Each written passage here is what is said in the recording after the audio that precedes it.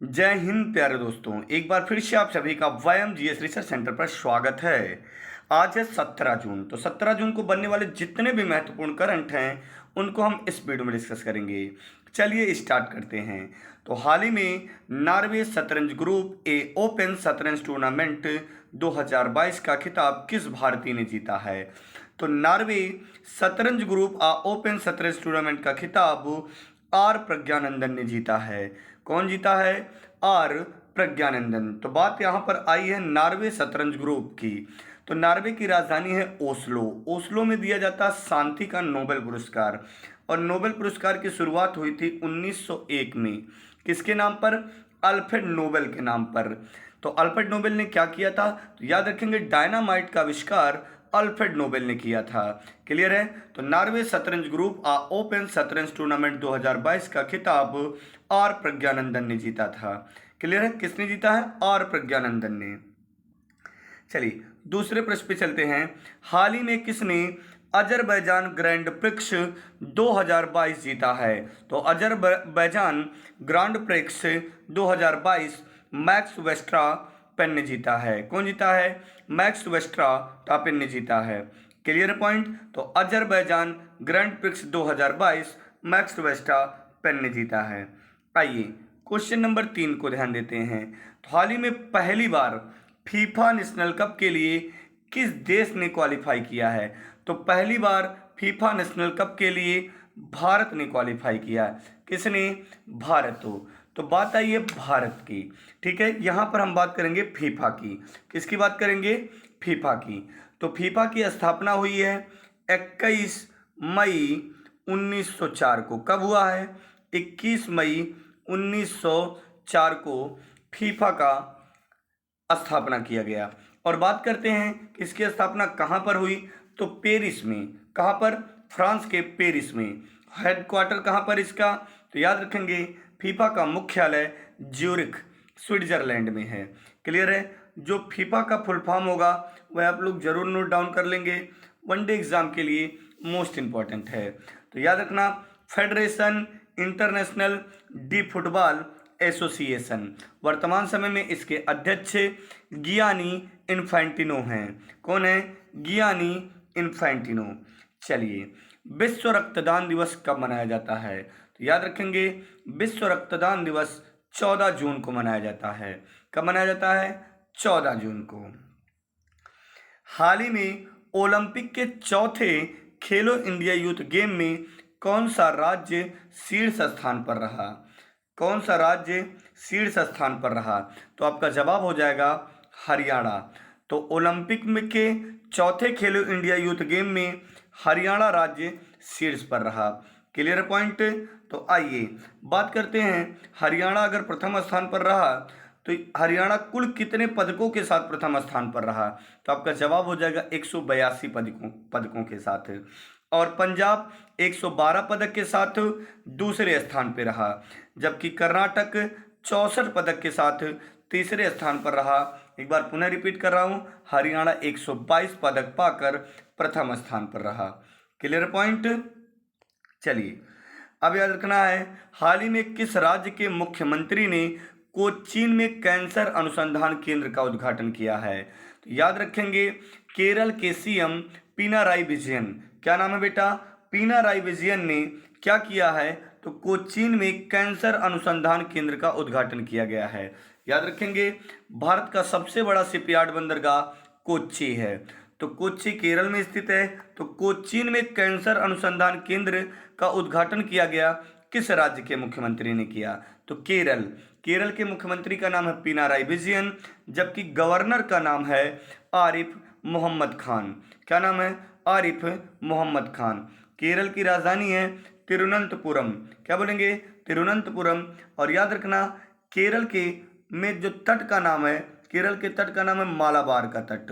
तो मालाबार के तट के पास एक जनजाति पाई जाती है जिसका नाम है मोपला जनजाति। कौन सी? तो मोपला जनजाति कहाँ पर पाई जाती है? केरल में पाई जाती है।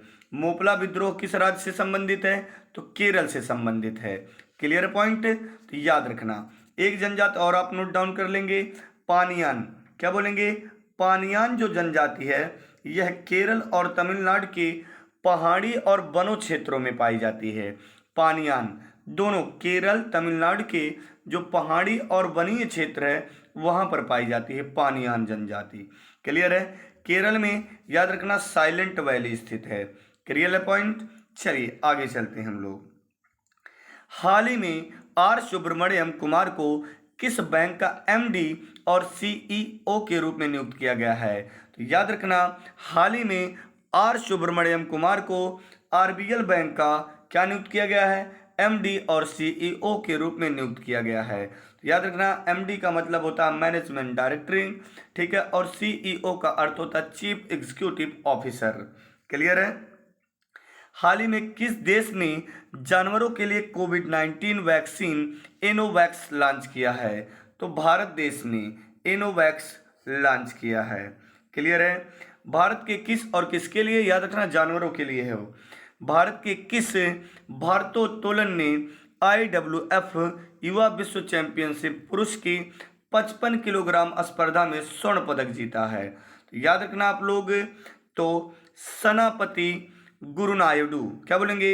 सनापति गुरुनायडू भारोत्तोलन ने IWF युवा विश्व चैंपियनशिप पुरुष की 55 किलोग्राम, याद रखना है पॉइंट, 55 किलोग्राम स्पर्धा में स्वर्ण पदक पाए हैं सनापति गुरुनायडू। क्लियर है। IWF युवा विश्व चैंपियनशिप में। क्लियर है। चलिए क्वेश्चन नंबर 10 देखते हैं।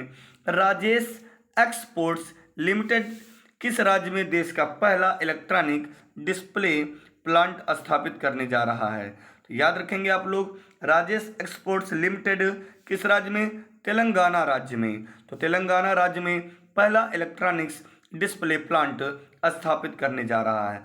तेलंगाना आंध्र प्रदेश से 2 जून 2014 को अलग हुआ था, जो 29वें राज्य के रूप में अस्तित्व में आया था। क्लियर है। वर्तमान समय में राज्यों की संख्या 28 राज्य और 8 केंद्र शासित प्रदेश हैं। Clear point. अंतर्राष्ट्रीय क्रिकेट परिषद ने तुबा हसन और किस खिलाड़ी को मई के लिए ICC player of the month चुना है? किसके लिए? मई के लिए। याद रखना इस पॉइंट को। तो अंतर्राष्ट्रीय क्रिकेट परिषद ने तुबा हसन और किस खिलाड़ी को? तो आपका जवाब हो जाएगा एंजेलो मैथ्यूज को। क्या बोलेंगे? एंजेलो मैथ्यूज को और तुबा हसन को मई माह के लिए, यानी मई 2022 के लिए ICC player of the month चुना गया है। किसको किसको? तो तुबा हसन और एंजेलो मैथ्यूज को। Clear point. हाल ही में अंडमान सागर में भारतीय नौसेना इकाइयों और इंडोनेशिया नौसेना के बीच कौन सा संयुक्त गश्ती अभ्यास का आयोजन किया गया है? तो याद रखेंगे, ये जो गश्ती होता है ये किस किस सेनाओं के बीच होता है? तो भारतीय नौसेना और इंडोनेशिया नौसेना। तो गश्ती जो संयुक्त अभ्यास है यह 2 देशों के बीच होता है, भारत और इंडोनेशिया। तो जो 2022 में हो रहा है इसका 38वां संस्करण है। कौन सा संस्करण है?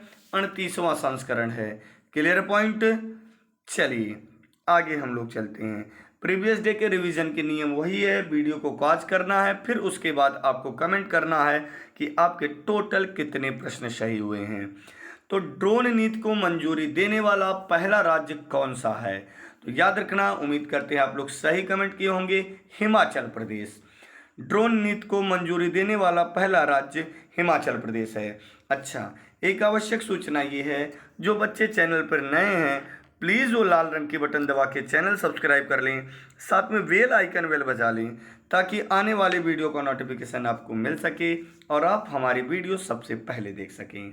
क्वेश्चन नंबर 2 है प्रीवियस डे का। हाल ही में जारी एक्विस वर्ल्ड यूनिवर्सिटी रैंकिंग 2023 में भारत का भारतीय विज्ञान संस्थान बेंगलुरु कौन से स्थान पर रहा है? तो आपका जवाब हो जाएगा 155वें स्थान पर है भारतीय विज्ञान संस्थान बेंगलुरु। Clear point. जिसमें प्रथम स्थान है अमेरिका का मैसाचुसेट्स इंस्टीट्यूट ऑफ टेक्नोलॉजी, जबकि दूसरे स्थान पर यूके के कैम्ब्रिज विश्वविद्यालय और स्टैनफोर्ड यूनिवर्सिटी है। क्लियर है। किस गायक को इंडो मूक कल्चर प्लेटफॉर्म का ब्रांड एम्बेसडर नियुक्त किया गया है? तो याद रखना, इंडो मूक कल्चर प्लेटफॉर्म का ब्रांड एम्बेसडर AR रहमान को नियुक्त किया गया है। तो वीडियो को यहीं पर समाप्त करते हैं प्यारे दोस्तों। जय हिंद, बेस्ट ऑफ लक।